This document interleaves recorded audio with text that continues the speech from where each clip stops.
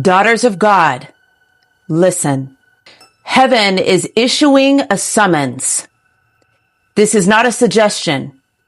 It is a divine call back to order. The hour for striving is over. The time for rest in alignment has come. You were not created to compete with men. You were created to complement heaven's design, to move in powerful rhythm with the Spirit, to carry wisdom, gentleness, and fire within the same vessel.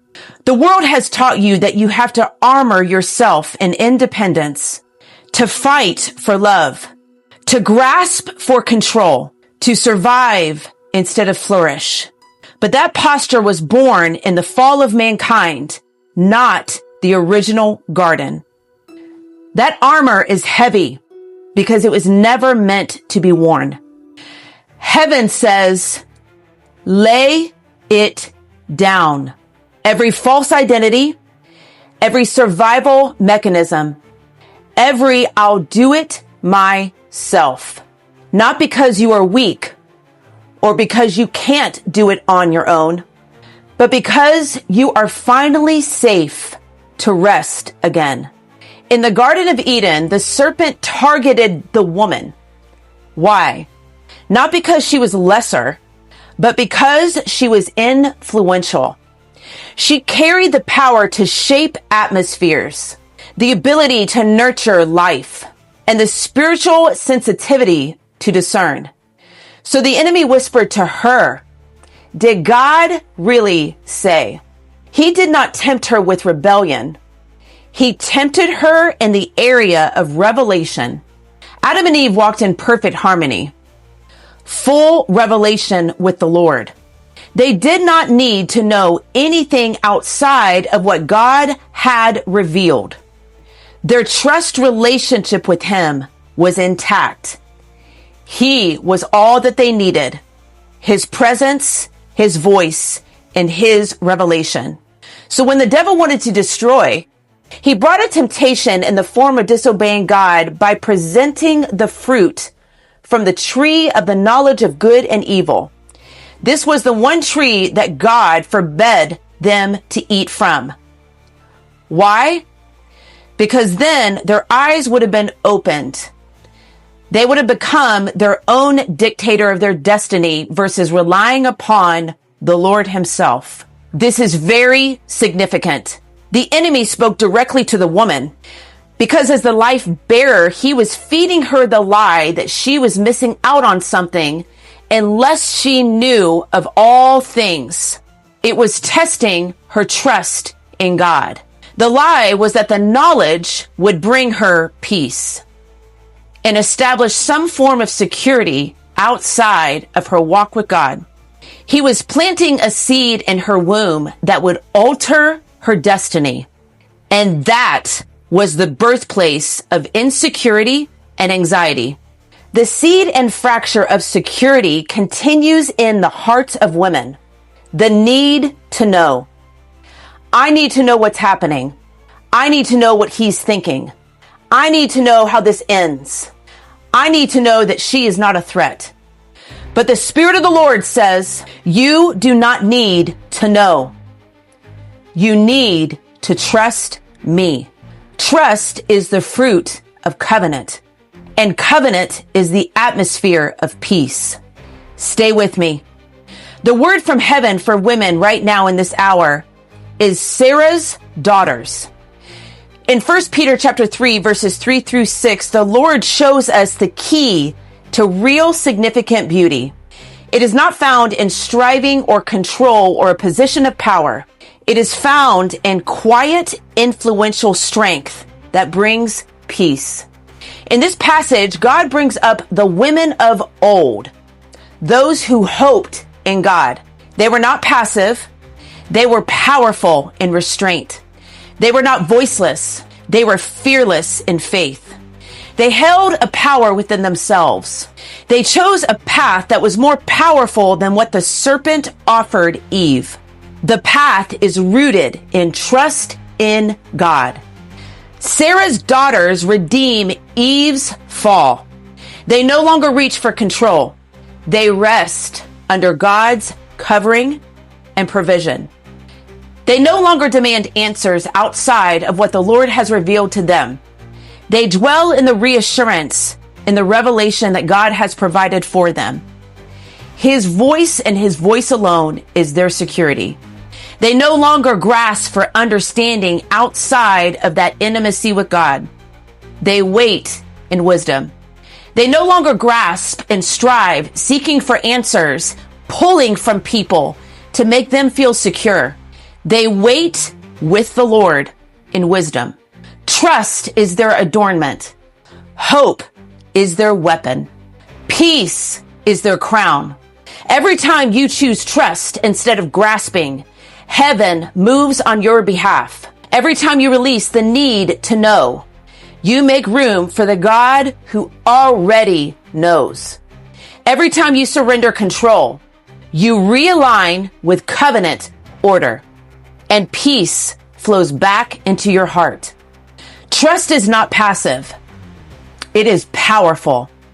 It is the posture that opens the gates of heaven's order to move through your life. To hope in God is to live anchored when others drift away in anxiety. To trust in him is to live covered when others strive. This is the restoration of divine femininity. Strength under order, peace under presence. Daughters of God, the Lord is restoring what the serpent stole from Eve in Eden. It is the gift of life that comes through resting in him, not grasping for control. Before Eve even labored, she lived in a world already finished. Before she ever performed, she was placed. She was placed strategically. She followed heaven's design and order. That is what rest really is. Being positioned in what God has already completed. It is the atmosphere of trust, the rhythm of a heart anchored in divine love. Rest is not passivity. It is power under peace. Real rest does not mean just doing nothing. It means only doing what he is breathing upon. You still build, create, nurture, and lead, but you no longer carry it alone. You move from pressure to partnership. You shift from proving to partnering with the presence of God. In returning and rest, you shall be saved. In quietness and trust, you will find your strength.